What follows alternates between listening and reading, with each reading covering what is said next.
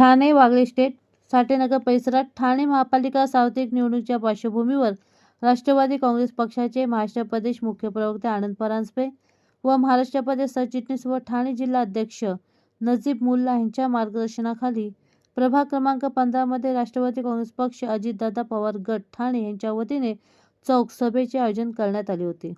प्रभाग क्रमांक 15 मध्ये राष्ट्रवादी काँग्रेस पक्षाने 15 अ मधून अभिजित घोतपगार आणि 15 ड मधून आदेश सिंह यांना उमेदवारी दिली व येत्या स्थानिक स्वराज्य संस्थेच्या निवडणुकीत राष्ट्रवादी काँग्रेसचे हे दोन्ही उमेदवार प्रचंड बहुमताने निवडून यावे यासाठी चौक सभेचे आयोजन करण्यात आले होते। या चौक सभेला राष्ट्रवादी काँग्रेस पार्टीचे महाराष्ट्र प्रदेश सचिव रमेश इंदिसे, ठाणे महिला जिल्हा अध्यक्षा वनिताताई घोतपगार, उमेदवार अभिजित घोतपगार व आदेश सिंह, कोपरी पाचपाखाडी विधानसभा अध्यक्ष अजित ओझा, राष्ट्रवादी काँग्रेस पक्षाचे पदाधिकारी कार्यकर्ते व महिला आघाडी मोठ्या संख्येने उपस्थित होते। तत्वानं संविधानाच्या रेट्यामुळे लावली गेलेली आहे, अन्यथा या झुंडशाहीच्या लोकांनी, या हिटलरशाहीला प्रेरित असलेल्या लोकांनी ही निवडणूकच लांबत ठेवलेली होती।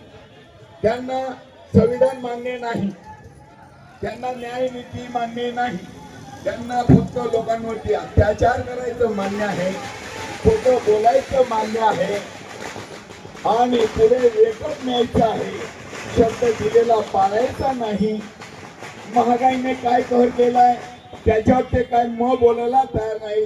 माझ्या आया बहिणींची इज्जतीची लक्तरे उधळली जातात, त्याच्यावर म सुद्धा बोलत नाही, महिलेचा म, आणि नको त्या गोष्टी मध्ये लोकांना गुरफटवण्यासाठी पैशांचा ढीग खर्च करतात आणि तिथे काय होत आहे, चरस, अफीम, गांजा याच्या पलीकडे उपयोग काय त्या पैशांचा, आणि शिवाय पाप करायला हेच प्रवृत्त करतात, पापी हेच बनवतात आणि हजारो कोटी खर्च करून म्हणतात या पाप धुवायला प्रयागराजला।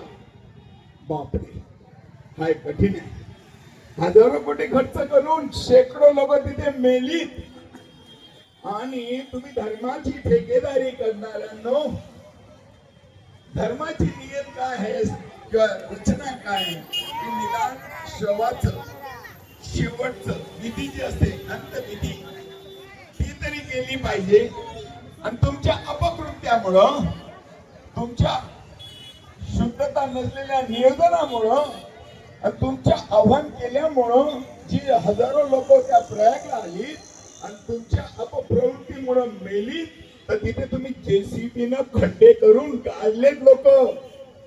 त्याच्या उपरांत तुम्हाला कंटाळा आला तर पाण्यात सोडून दिलेत लोक, मयत झालेली लोक। आणि जेव्हा परिजनांना समजलं की आपलं पण कोणी मेलं असेल की काय, ते शोध घ्यायला जिथे येतात तेव्हा हे सरकारचे लोक पोलिसांचे दांडुके वापरून लोकांना हकलून लावतात। बघा तुम्ही, मग किती दिवस आणखी या भूलतापांना तुम्ही बळी पडणार आहात, किती दिवस यांचे लालून चांगून पाना करणार आहात। आज ठाण्यावरच येतो मी, आता हा खूप मोठा मुद्दा आहे तो मी कधीतरी घेईन, पण ठाण्यात गेले अनेको वर्षे या महानगरपालिकेमध्ये सत्ता कुणाची, या सेना भाजपची।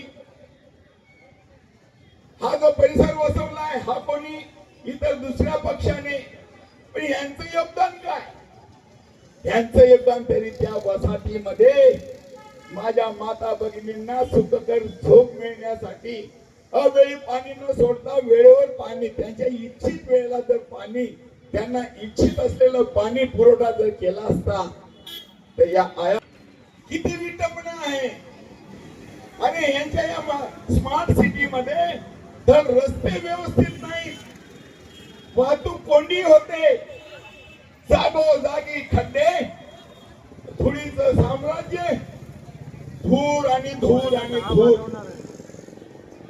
पण तुम्हा लोकांना हे का लक्षात येत नाही, हे जे इंधन आहे हे परक्यांकडनं आपल्याला सोन्याच्या किमतीत विकत आणावं लागतंय आणि यांच्या कृतीशील नियोजन नसल्यामुळं जिकडे तिकडे सिग्नल व स्टॉप एक्सिलेटर चालूच, धूर गाडीचा निघतच आहे, इंधन जळत वाया जात आहे, त्याबद्दलही वाद नाही.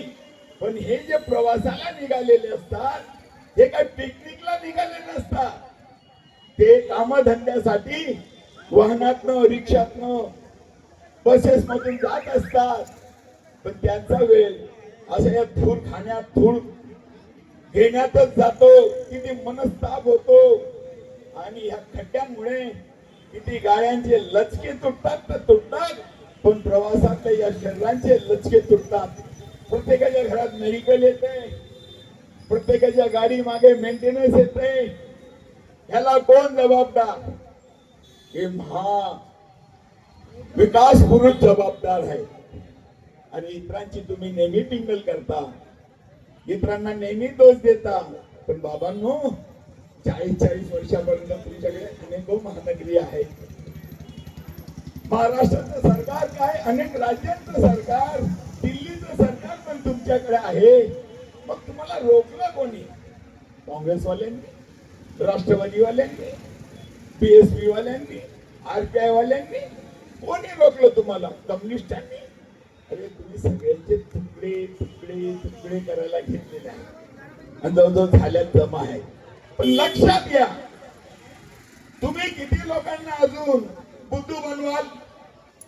शर्मेची गोष्ट आहे, पाण्यासारखा प्रश्न 40 वर्षे सत्ता तुमची अबाधित असताना सुटू शकला नाही. मग कशासाठी पुन्हा तुम्ही मत मागायला या वसाहतीमध्ये, या मैदानामध्ये फिरतायत? कशासाठी? हा प्रश्न माता भगिनींनो, मतदारांनो, तुम्ही यांना विचारलं पाहिजे. पुन्हा पुन्हा तेच तेच चेहरे, तेच झेंडे, त्याच निशाण्या कशासाठी हव्यात? म्हणून राष्ट्रवादीवाल्यांनी आम्ही निश्चय केलाय, वेल एज्युकेटेड, निर्वेशनी, तरुण तरफदार उमेदवार द्यायचा आणि ह्यांच्यावरती शहालोकन करायचं. आणि हे जे काही प्रॉब्लेम आहेत ना, छोट्या छोट्या नळ्यांमधून ते मुलं मुक्तात, त्याच्यापेक्षा कमी आकाराचं पाणी या नळांमध्ये जे पुरवलं जात आहे, या शर्मेच्या गोष्टीला आम्ही विराम दिल्याशिवाय राहणार नाही. या दोन्ही उमेदवारांना तुम्ही येत्या 15 तारखेला घड्याळासमोरील बटन दाबून प्रचंड मतानेच नव्हे तर नुसतं विजय जरी केला तरी तुमचे आभार मानू आणि तुमचे उपकार फेडण्यासाठी 5 वर्षे तरी कटिबद्ध राहून प्रशासनावर आज पाठण करून कानाखाली वाजवण्यापर्यंत ती तयारी ठेवून तुमच्या समस्यांचं निराकरण करू, असं मी या दोन्ही तज्ञान उमेदवारांतर्फे ग्वाही देतो. तसा मलाही अधिकार आहे, कारण का मी ह्या पक्षामध्ये महाराष्ट्र प्रदेश वरती सचिव आहे. तेव्हा मी वचनबद्ध आहे की तुम्हाला दिलेल्या वचनांची मी पूर्तता केल्याशिवाय स्वस्थ आणि गप्प बसणार नाही. आणि तसाही मी काय छोट्या मोठ्या परिवारातला नाही, लल्लू पंजूंच्या कुटुंबातला नाही. आम्ही हे लढवय्ये आहोत. कोणालाही नडण्याची ताकद ठेवतो, हिंमत ठेवतो आणि बऱ्याचशांची अन्नी पिली आम्ही जाणतोय, हे लक्षात घ्या. कोण किती पाण्यात आहे, कोण आज काय किती गाजरांचा हलवा खात असतील, पण त्यांना आम्ही काही दिवसांनी काय शिकवायचं ते शिकवल्याशिवाय स्वस्त आणि गप्प बसणार नाही. कारण का संविधान आम्हाला चांगलं ज्ञात आहे. डॉक्टर बाबासाहेब आंबेडकरांनी लढायला शिकवलेलं आहे. ज्ञानी बना, शिका, संघटित व्हा, संघर्ष करायचा, हा कानमंत्र आम्ही चांगला अंगीकारलेला आहे. म्हणून आज या ठाणे नगरीतच नव्हे तर ऑल इंडिया मध्ये इंदिसे परिवाराची लायकी आहे. लोकांमध्ये, जनसामान्यांमध्ये किंमत आहे. तेव्हा या तुमच्या गटारींचे प्रश्न असतील, आणि हो या परिसरामध्ये एक टेक्निकल पॉइंट बरेच चालतात, तोडक कारवाई. अरे जमीन आमची वापरणारा माझा देशवासी आहे ना, तो काय तो बांगलादेशी आहे, तो ऑस्ट्रेलियन आहे, तो इंग्लंड वाला आहे, अमेरिका वाला, पाकिस्तान वाला कोण आहे आहेत तर सारे भारतीय. मग या स्वातंत्र्य लढ्यामध्ये या देशाच्या स्वातंत्र्यासाठी या तमाम जाती धर्माच्या प्रांताच्या लोकांनी आहुती दिलेली आहे. मग त्यांना तेवढं त्या झोपड्यात सुद्धा राहायचा अधिकार नाही का? मग कशाला तुमची नाटकं? थोडं कारवाईच्या नोटीस बजवा, थोडं कारवाईच्या बजेट नंतर मग आपले पिल्लू सोडून द्यायचे. अरे चलो चलो साहब के पास चलेंगे, साहब रुकवा देंगे. वाह भाई वाह, क्या तमाशा है भाई, क्या तमाशा है. क्या श्रम करने वाले, मेहनत का पसीना सींचने वाले, इनको रहने भर का मकान का भी अधिकार नहीं दोगे? अब दोगे तो कब दोगे? आप लोग जो तो फार्म हाउस बनाओ, बड़े बड़े बंगले बनाओ, बहुत कीमती गाड़ियां खरीदी करो, सैकड़ों हजारों एकड़ जमीन जहां चाहो वहां ले लो, फैक्ट्रियां लगा लो. तो इनका कसूर क्या है बाबू? जवाब चाहिए हमें. आप भली भांति बहुत सारे लोगों को बदनाम करते हो, जात पात धर्म और न जाने क्या क्या बकवास बातें करके लोगों को पगलाते हो. मेरी विनती है सभी देशवासियों से, ये जुमलाबाजों की जुमलेबाजी में ना आओ. ये मंगलसूत्र, हिंदुस्तान पाकिस्तान सब झूठ और झूठ. ये अपने जरूरत के लिए किसी से भी नाता जोड़ते हैं, चाहे वो मुस्लिम हो, चाहे जैबी वाला हो, चाहे चमार हो या कोई भी हो. तो अपने मतलब के लिए इनको रिश्तेदारी चलती है, लेकिन औरों में फूट पाने के लिए हिंदू मुस्लिम आगरा पिछड़ा ये खेळ खेळते हैं. त्यालाच मराठीमध्ये म्हणतात, आपलं ठेवायचं झाकून, दुसऱ्याचं बघायचं वाकून. हे वाटावाटीचे धंदे बंद करा आणि नको ते बिंड पावली जे तुम्ही सोडतात ना मैदानात, काय त्या बायांना पण बोलावं, थोडा मर्यादा येतात. कारण का आमचा महाराष्ट्र धर्म महिलांचा आदर शिकवतो. नाहीतर आम्ही पण खूप काय बोलू शकतो. मग त्या अंगना असतील, कंगना असतील, स्मृती असेल, काय या सगळ्यांचा आम्ही हिशोब फेसबुक वरती, सोशल मीडियावरती रमेश इंदिसे चांगल्या पद्धतीनं समाचार घेत असतो. अरे या बुधवार पेठेतील पूजेच्या प्रसादाची फळं त्यांना लागलं. या बुधवार पेठेतील पूजेच्या प्रसादाची फळं ते त्यांना लागलं. आम्ही संविधानिक तत्वाला मानणारी लोक, आम्हाला न्याय नीती मान्य आहे, आम्हाला संविधानाचे कायदे कानून मान्य आहेत. तर हे खालच्या पातळीवर कुठेही घसरू द्या, कुठेही जाऊ द्या, पण आम्ही तुमच्या विकासासाठी कटिबद्ध राहू. कॅडबरीच्या गेट पासून दोदा इंदिसे चौकाच्या पुढेपर्यंत हा उड्डाण पूल झाला तर कितीतरी वाहतूक कोंडी व्यवस्थित झालेल. परंतु मी स्वतः गेले 12 वर्षापासून या उड्डाण पुलासाठी प्रयत्नशील आहे. परंतु इंदिसे नावाला श्रेय जाईल ना, मग कशाला होऊ द्यायचं. मी शिंदे साहेबांपासून, मस्के साहेबांपासून, विचारे साहेबांपासून, प्रताप सरनाईकांपासून, अनेक महापौरांपासून लेखी निवेदन देत आलेलो आहे. अनेक आयुक्तांना भेटून ठाण्यामध्ये जी बिकट परिस्थिती आहे, बघा किती धूळ आहे रस्त्यांवर, बघा आमचे डिवायडर किती स्वच्छ आहेत. हे स्वच्छ शहर आहे, हे स्मार्ट सिटी आहे. अरे ती ओळखता येईल अशा परिस्थितीत डिवायडर आहे. डोळ्यांना त्रास होतोय, श्वासोश्वासाला त्रास होतो, एवढी धूळ आणि धूळ आहे. तर मी आयुक्तांना ह्या लोकांना पण सांगितलंय की शहरातलं जे सांडपाण्यातनं निचरा होतोय, वाया पाणी जातंय, त्या पाण्याचं फिल्ट्रेशन प्रोजेक्ट लावा ठाण्यामध्ये. तुम्ही 4 ठिकाणी लावा, 6 ठिकाणी लावा, 8 ठिकाणी लावा.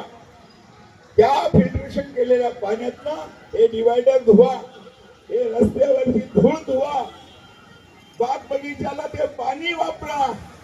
महापालिकेला त्याचा फायदा होईल. महापालिकेच्या वाया जाणाऱ्या पाण्यापासून खूप काही पाण्याची बचतही होईल.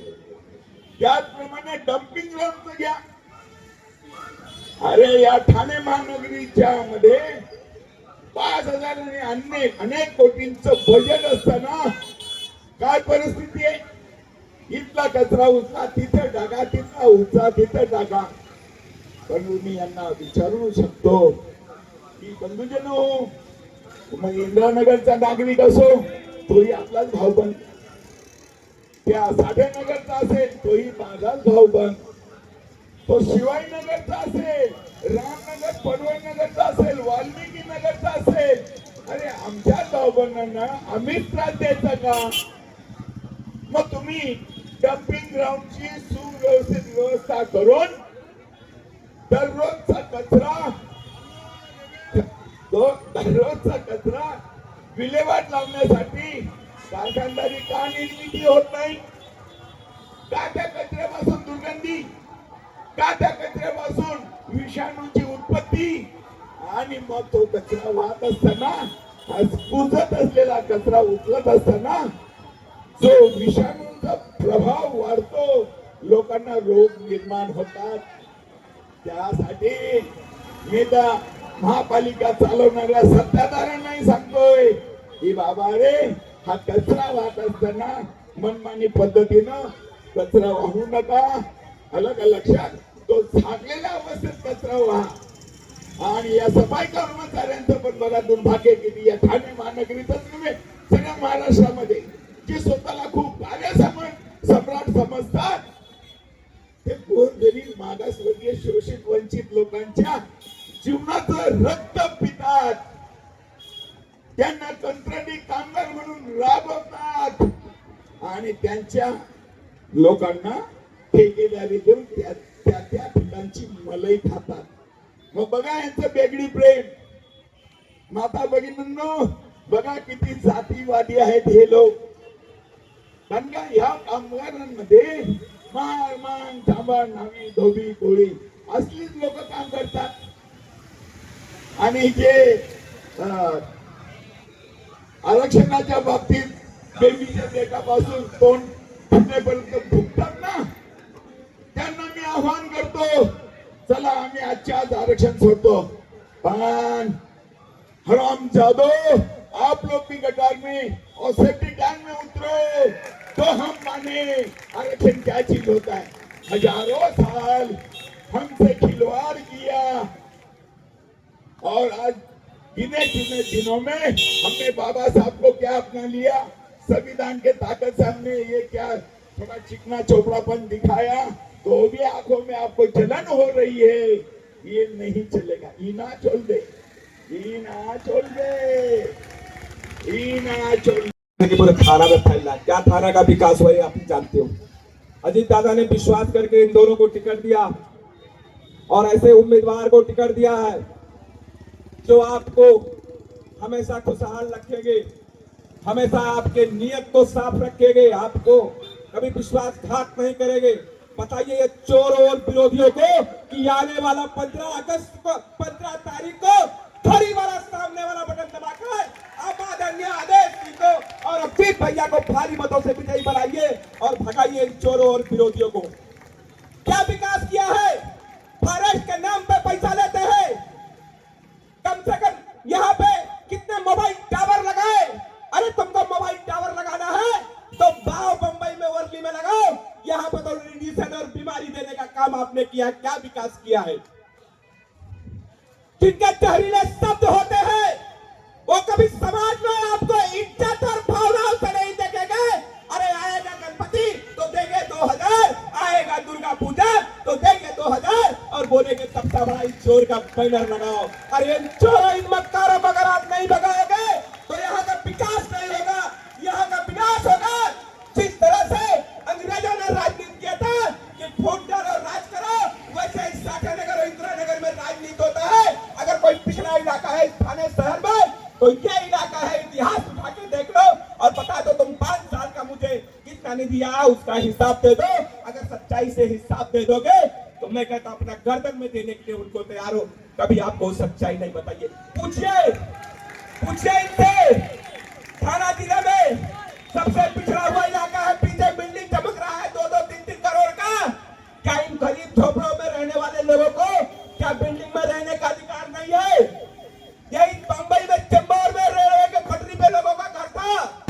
1 जनवरी 95 को सरकार ने आदेश दिया, लोगों को घर मिला, फ्लैट मिला। इंदिरा नगर और 60 लोगों को क्या मिला? सिर्फ गैस मिला है और कुछ नहीं मिला है। तो बदलाव करिए। आने वाले 15 अगस्त को उस चोर का जवाब दीजिए कि घड़ी वाला बटन दबाकर हमारे दोनों उम्मीदवार को भारी मतों से विजयी बनाए। अगर आपको विकास चाहिए तो आदरणीय अजीत दादा के हाथों को मजबूत करिए।